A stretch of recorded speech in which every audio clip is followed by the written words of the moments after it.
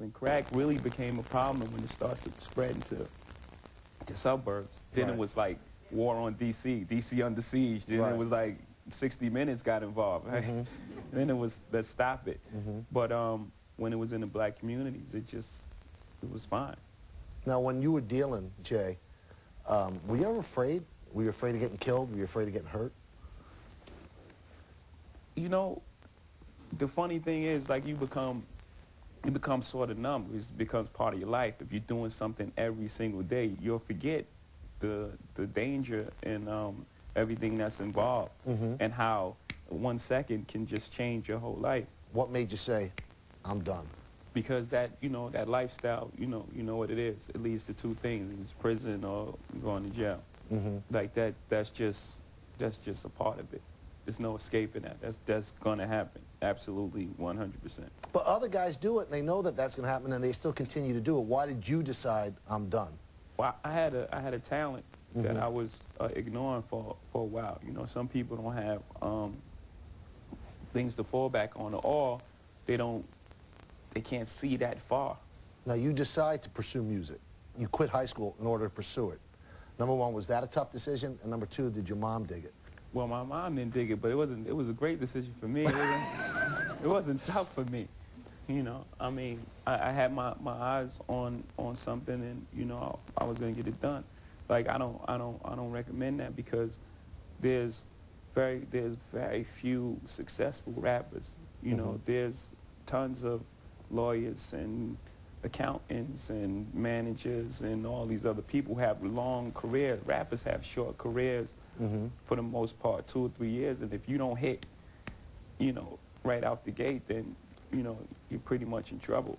How did Sean Carter become Jay-Z? How'd that name come about? When I was young, I had, like, you know, sort of like my demeanor now, like really cool. Right. So they used to say that's a jazzy little kid. You know, he's real jazzy. Right. So they used to call me Jazzy. But I ain't, Jazzy was too much pizzazz. It sounded like a purple sequin suits or something. So I just took the J and the Z from Jazzy. When you became Jay-Z, how did you learn about the rap business?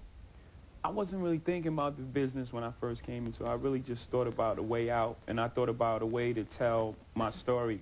Like, I was really just trying to impress my friends. Like, I was just talking about stuff that we went through and, you know, and put it in rhyme, and they thought that was really amazing. So I was really just trying to impress them. So I wasn't really thinking about the business of rap. I was forced to think about the business because I couldn't get a deal. Now, I read somewhere where you said that the record business is more cutthroat and less honest than selling drugs. Is that true? Yeah, because there's no repercussions in the record business, right? It's just like, you stole my artist, I'm gonna sue you. Well, sue me, I got lawyers too. You know, but in the streets, that could lead to something, you know, final. How do you deal with that? Final is a great word, right? Final is final. Yeah, nothing after final. Well, we learned how he became Jay-Z, and now we're going to learn how he became a superstar. That's next on Center Stage. Stay right here. Welcome back to Center Stage, everybody. Our guest is Grammy Award-winning rapper Jay-Z. Jay, when I listen to rap music, I play it over and over, and I try to get the lyric, and I can't. I don't know, maybe I'm not cool, but how do you remember every single word? And you're doing concerts where you're doing all of these songs. How do you do that? It's like singing a song, though. You know, I'm sure you memorize songs that you like growing up. Right. Rap is is difficult because it's coded in slang, and, you know, it's wordy. You know, like the Beatles, their chorus was, you know, they repeat them. I wanna hold your hand. But I've heard that you don't even write your songs down when you write them. They just stick in the chip in your head. How's that possible? Weirdo. You never lose it? I've lost about 4 or 5 albums, but but that came through, you know, like, I guess like a memory exercise. Like, you know, I used to write so much. I had this green little notebook, and I would sit at the table for hours and just drive my family crazy.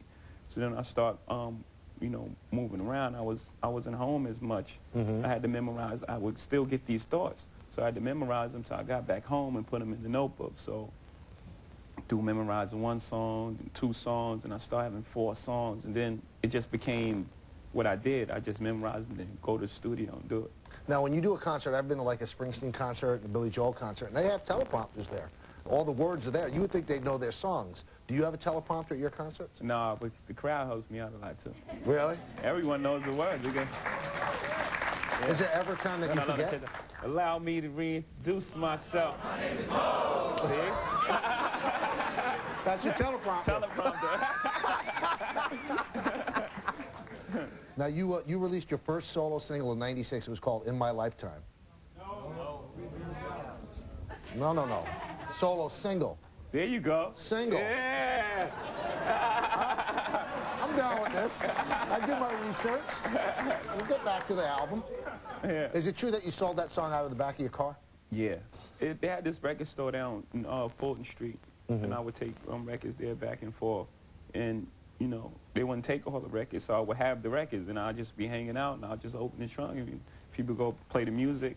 You know, you play the music loud in the car, and you have the CDs in the trunk, and they go by, they like it. So you were on promoter, producer, distributor, the whole deal? Yeah. Now, you started Rockefeller Records, and you had Damon Dash and Kareem Biggs Burks. What made you guys do that? We couldn't get a deal. We wasn't geniuses, like.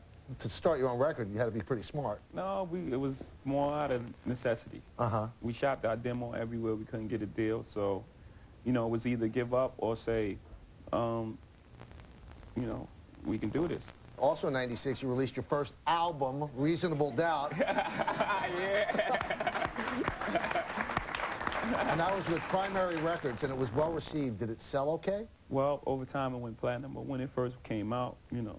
So people went back and bought it after you became big? Right, it's considered a classic in hip-hop circles, so I guess in all circles now. Now, that same year, Tupac was killed, and your friend from high school, Biggie, was killed as well. Why is rap so violent?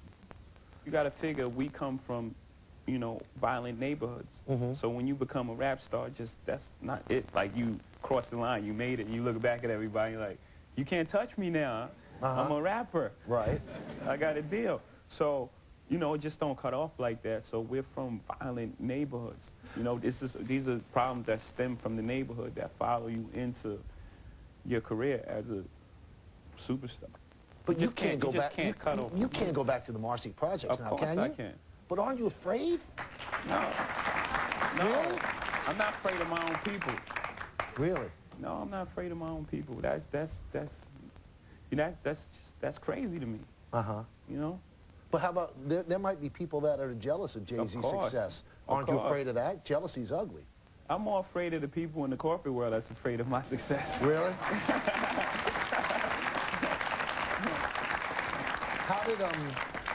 How did Biggie's death affect you? Because you guys are really close. Yeah. How did it affect you? I mean, you know, you can imagine, like, with any friend, if you lose your friend, like, it throws you for a loop. Like, you know, just because you're a recording star, you're not, like, above feelings, like your feelings. So that, you know, that was big for me. Let's move to '98. You released your third album, Hard Knock Life, on your label, and it was through Def Jam. This really changed your life. It sold 5 million copies. How did it change your life, and did you know when you made it that this is it? Before it came out, I did a promotion run. Like you do these runs, you go to towns to let people know that the album's coming out. And I did a stop in Virginia. It was like pandemonium. We were screaming and yelling. I couldn't get out the store. And then it was like helicopters flying over. And then every state that I went to, on the news, they was announcing that I was coming to town. So you knew it was clicking. Then, and the album hadn't come out yet, so I was like, this is going to be big. The strange part about that album and the title track, to think that a song from Annie could be on a rap album and be a huge hit. I mean, for those that don't know rap, it's a hard knock. What made you make that connection? How did you know this will work? Because the message in both songs are the same.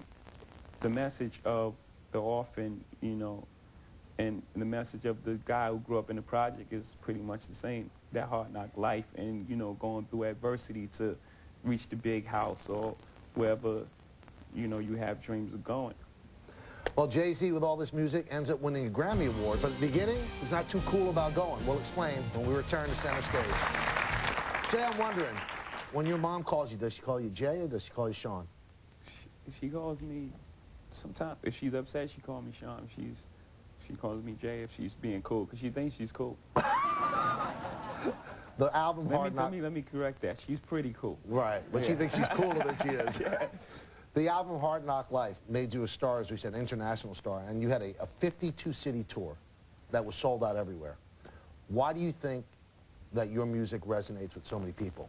I think it's like watching any good movie or any story any great story told, you know, over time. You know, there's things that you have to overcome, and there's, you know, your way about going about doing those things. Mm-hmm. You know, that message inside the music, it's always there, and the hook is pretty catchy, and the tracks I pick are pretty good. Mm-hmm.